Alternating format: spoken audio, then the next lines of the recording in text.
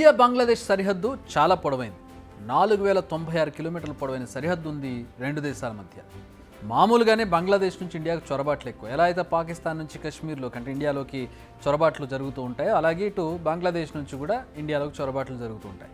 అక్రమంగా నిర్వహించే వ్యాపారాలు కూడా చాలా ఎక్కువగా ఉంటాయి. అక్కడ బతికేందుకు సరైన పరిస్థితులు ఉండవు. బాధతోనో భయంతోనో చాలామంది మన దేశంలోకి అక్రమంగా చొరబడుతూ ఉంటారు. ఇదంతా అక్కడ పరిస్థితులు నార్మల్గా ఉన్నప్పుడు పరిస్థితి. కానీ ఇప్పుడు ఆ దేశంలో విధ్వంసకాండ జరుగుతోంది. గత కొన్ని రోజుల ముందు మొదలైన మారణహోమం పెరుగుతుందే తప్ప తగ్గుముఖం పట్టడం లేదు. దీంతో చాలామంది ఇప్పుడు తమ అడుగులను భారత్ వైపు వేస్తున్నారు. ఇదే ఇప్పుడు ఇండియాను కలవరబెడుతుంది. సరిహద్దు బాధ్యతలను చూసే బార్డర్ సెక్యూరిటీ ఫోర్స్ భద్రతను కట్టుదిట్టం చేసింది. బట్ ఎప్పుడేం జరుగుతుందో తెలియని పరిస్థితి. ఇదంతా బాగానే ఉంది. కానీ హైదరాబాద్లో సోదాలు ఎందుకు?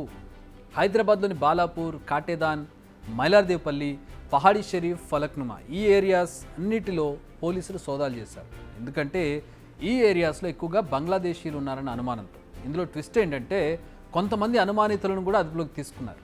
మన హైదరాబాద్లో రోహింగ్యాలతో పాటు బంగ్లాదేశ్కి చెందిన వారు చాలామంది వచ్చారన్న ఆరోపణలు ఉన్నాయి.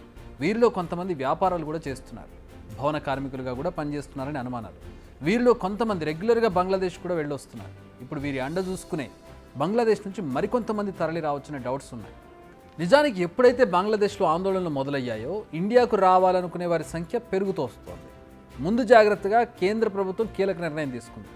వీసాలు జారీ చేసే సెంటర్లను నిరవధికంగా మూసేసింది.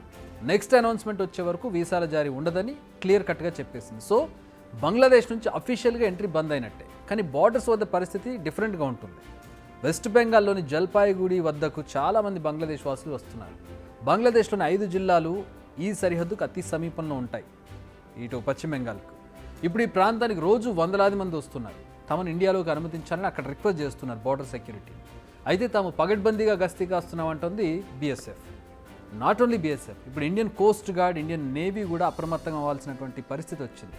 సరిహద్దుల్లో భద్రత కట్టుదిట్టం చేయడంతో చాలామంది బంగ్లాదేశీయులు సముద్రం గుండా భారత్లోకి చొరబడేందుకు ప్రయత్నిస్తున్నారు. మనకు సముద్ర మార్గం గుండా కూడా బంగ్లాదేశ్ నుంచి ఇండియాకి రావచ్చు. సో అటు నుంచి కూడా ట్రై చేస్తున్నారు. చిన్న చిన్న బోట్లతో భారత్ తీరాలకు చేరుకునేందుకు ప్రయత్నిస్తున్నారని తెలుస్తుంది. ఇప్పటికే ఒడిశా సర్కార్ ఈ విషయంలో అప్రమత్తమైంది.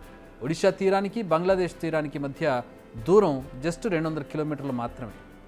బంగ్లాదేశ్లో చాలామంది జైళ్ల నుంచి తప్పించుకున్నారని, వీరంతా ఇప్పుడు ఒడిశా తీరం వైపు వస్తున్నట్టు తమకు సమాచారం అందిందని చెబుతున్నారు అధికారులు. అందుకే గస్తీని పెంచినట్టుగా క్లారిటీ ఇచ్చారు.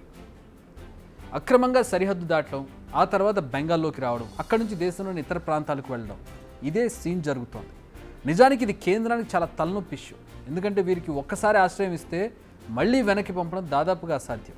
ఇప్పటికే ఇలాంటి వారిని గుర్తించినా ఏం చేయలేని పరిస్థితిలో ఉన్నాయి. టు బీ ఫ్రాంక్, ఇప్పటికే బెంగాల్, అస్సాంలో ఇలాంటి అక్రమ వలసదారుల సంఖ్య చాలా ఎక్కువగా ఉంది. తెలంగాణతో పాటు తమిళనాడు, కేరళ, కర్ణాటకలో కూడా వీరి సంఖ్య ఎక్కువగానే ఉంది. ఇది నిజానికి దేశ భద్రతకు ముప్పనే చెప్పాలి. వీరికి చాలామంది సాయం చేస్తున్నారు. ఇండియా మొత్తంలో దాదాపు 2 కోట్ల మంది అక్రమంగా నివసిస్తున్నట్టు 2 కోట్ల మంది అక్రమంగా నివసిస్తున్నట్టుగా లెక్కలు చెబుతున్నాయి. ఇది 2016లో రాజ్యసభలో కేంద్రం చెప్పిన లెక్క. ఇది 2024. ఇప్పుడు ఈ సంఖ్య ఇంకా దాదాపు రెట్టింపు అయి ఉంటుందనేది ఓ అంచనా. అప్పుడే పరిస్థితులు ఇలా ఉంటాయి. ఇప్పుడు ఇంకా ఎలా ఉంటాయన్నది ఊహించడం కాస్త కష్టంగా ఉంది. కేంద్రం, ఆర్మీ ఇప్పుడు ఏమాత్రం అలసత్వంగా ఉన్నా తర్వాత పరిణామాలు మాత్రం చాలా దారుణంగా ఉండే అవకాశం ఉంది. బిగ్ టీవీ అవుట్లుక్ కథనాలు నచ్చితే వెంటనే బిగ్ టీవీ ఛానల్ ను సబ్స్క్రైబ్ చేయండి.